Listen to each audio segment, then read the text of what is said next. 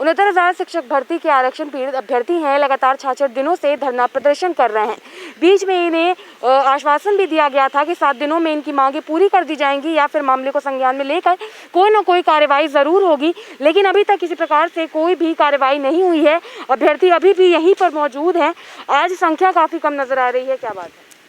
Ma'am, आज पेट का paper है। हमारे बहुत से भाई बहन केवल पेपर देने के लिए गए हैं। पेपर जैसे ही समाप्त होगा इस धरने को पुनः विशाल रूप दिया जाएगा। हमारा 26 से महाधरना है, जिसमें हम लोग अपनी बात जो गूंगी बहरी सरकार है उसको झंझोरने के लिए, ताकि जो आश्वासन दिया गया है सिर्फ वो आश्वासन तक ना रह के एक मतलब ज़मीन पे वो कार्यवाही हो कि अगर निस्तारण का उन्होंने वादा किया है तो वो निस्तारण हो, हमारी समस्या का समाधान हो। आज हम लोग 66 दिन से यहाँ बैठे हैं।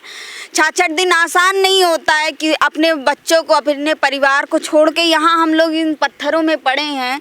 तो बस उसी के हम लोग तैयारी कर रहे हैं कि एक विशाल धरना देंगे हम शांतिपूर्ण तरीके से, जिसमें कोई ऐसी कार्रवाई नहीं होगी जो अनैतिक हो, लेकिन हम अपनी आवाज़ इस सरकार शासन प्रशासन तक पहुंचाने के लिए हर मुमकिन कोशिश में लगे हुए हैं। बस पेपर समाप्त होते ही हमारे सारे भाई बहन इस मुहिम में लग जाएंगे।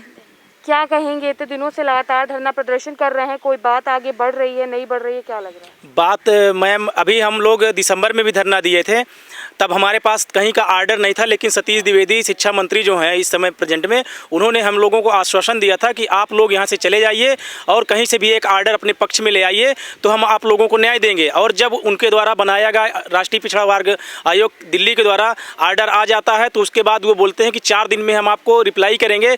फिर माननीय क्या नाम है योगी जी, वो खुद भी बोलते हैं कि 7 दिनों में निर्देशित करते हैं प्रमुख सचिव जी को, लेकिन आश्वासन पे आश्वासन केवल दिए जा रहे हैं प्रमुखों के द्वारा और अभी तक कोई भी निर्णय नहीं मिला है। अगर ऐसे ही चलता रहा तो हम लोग एक फिर से महा आंदोलन करेंगे।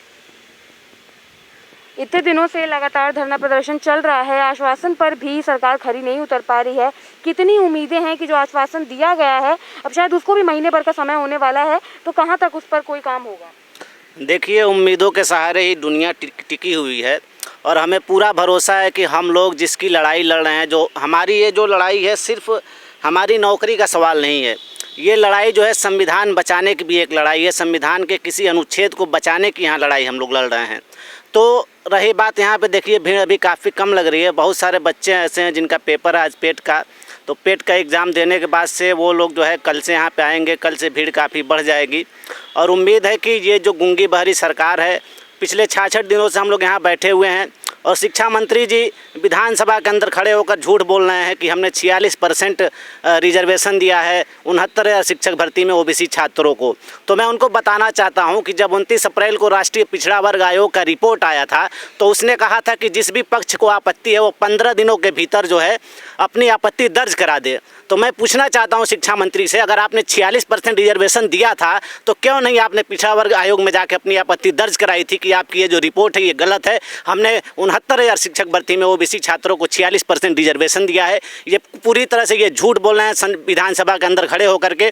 और हम चाहते हैं कि जो ये सफाई होने का हम लोग को आरोप लगा रहे हैं कि यहाँ सपा के एजेंट बैठे हुए हैं, मैं उनसे कहना चाहता हूँ यहाँ पर आप आइए। और हमें लगता है वो इसलिए कह रहे हैं कि यहाँ पर आप पोस्टर पर देख सकती हैं उनका कहीं फ़ोटो नहीं लगा है, तो हो सकता है इस वजह से उनका फ़ोटो न लगा हो, इस वजह से वो नाराज़ हो कि हमारा फ़ोटो नहीं लगा है, इसलिए वो जो है हम लोगों का सपा का एजेंट कर रहे हैं।